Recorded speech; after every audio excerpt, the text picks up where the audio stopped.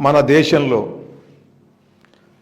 మరొక విశిష్టమైనటువంటి వృత్తిలో ఉండి ఎన్నో అద్భుతమైనటువంటి సేవలు అందించినటువంటి వారు ఉప్పరులు. వీరు నిజానికి క్షత్రియ వంశస్థులు. కాలం కలిసిరాక రాజ్యాలు కోల్పోయి చిన్ని చిన్న వృత్తులు చేస్తూ చివరికి ఈ విధంగా ఈ వృత్తిలో వీరు స్థిరపడ్డారు. నిజానికి వీరు రాజవంశస్థులు. అది కూడా అద్భుతమైనటువంటి పురాణాలలో ఉన్నటువంటి మహారాజవంశస్థులు. సాగర క్షత్రియ సత్కులంబున పుట్టి కాలక్రమంబునన్ కలసిరాక ఉప్పరులను పేర ఉప్పు చేయుచునుండి చాలా కాలమటుల సాగినారు. వాడవాడలయందు మేడ మిద్దెలు కట్టు నేర్పరులై నేడు నిలిచినారు. బావి చెరువులు త్రవ్వి పలు కోటలను కట్టి సేవలెన్నెన్నియో చేసినారు. భవన నిర్మాణ రంగాన ప్రతిభ కలిగి పెట్టుబడి లేక సరి అయిన విద్య లేక వలస కూలీలై అలసి సొలసినారు.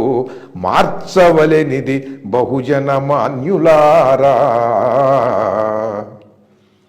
ఇవాళ భవన నిర్మాణ రంగంలో వలస కూలీలుగా ఉన్నటువంటి వీరందరూ కూడా సాగర క్షత్రియ సత్కులంబున పుట్టి, సాగర క్షత్రియులు అనేటువంటి వారు వీరిని చక్కని అద్భుతమైనటువంటి రాజవంశస్థులు.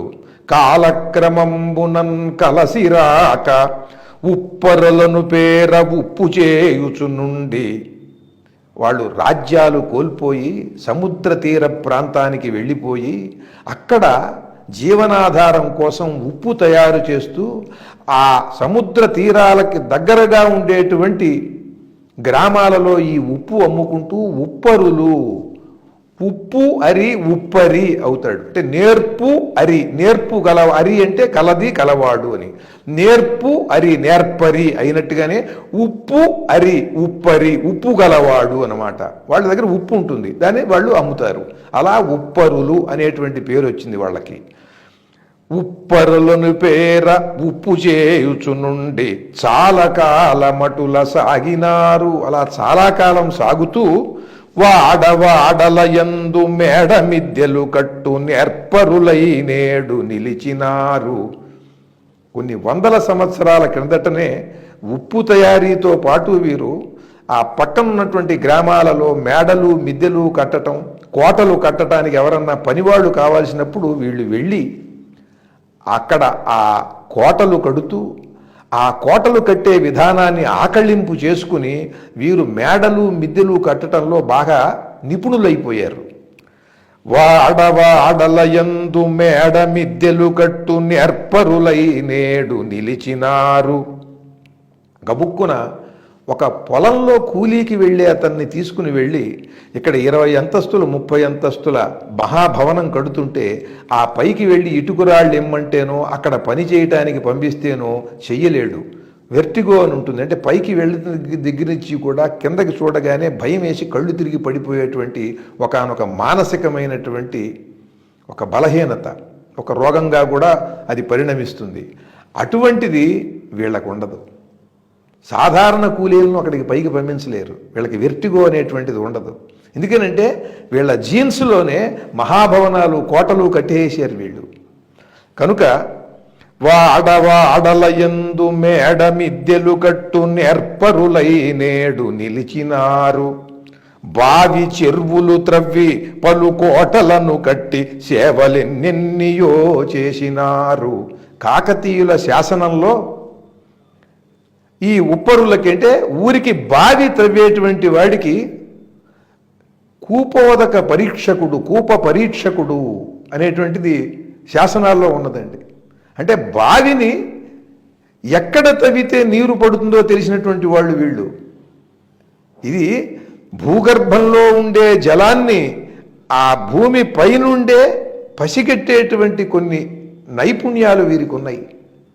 అలా బావి చెరువులు త్రవ్వి పలు కోటలను కట్టి సేవలెన్నెన్నియో చేసినారు.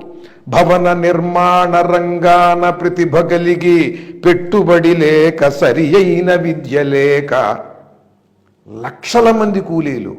యావత్ భారతదేశంలో చూసినట్టయితే ఇవాళ కోట్ల మంది ఉన్నారండి. వీరు కోట్ల మంది. వీళ్ళకి సరైనటువంటి పెట్టుబడి లేదు. మహాభవన నిర్మాణంలో వీళ్ళు కీలకమైనటువంటి పాత్ర. వీరి పిల్లలకి చదువు లేదు. నిజానికి ప్రభుత్వాలు వీరి పిల్లలను చదివించి హాస్టల్లో పెడుతున్నారు కదా.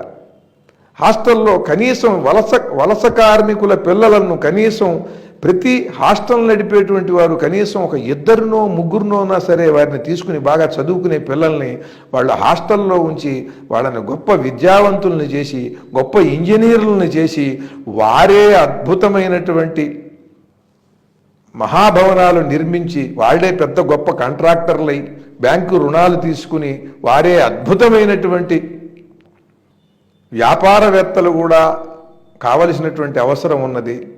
వీరిని ఏ రకంగా అయినా సరే ఆదుకోవాల్సినటువంటి అవసరం ప్రభుత్వానికి ఉన్నది. ఈ వలస కూలీలను ఇలాగే వదిలేసినట్టయితే ఇది భారత జాతికే అవమానం.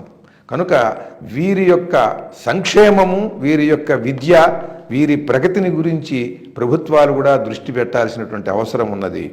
భవన నిర్మాణ రంగాన ప్రతిభ కలిగి పెట్టుబడి లేక సరి అయిన విద్య లేక వలస కూలీలై అలసి సొలసినారు. మార్చవలెనిది బహుజన మాన్యులారా.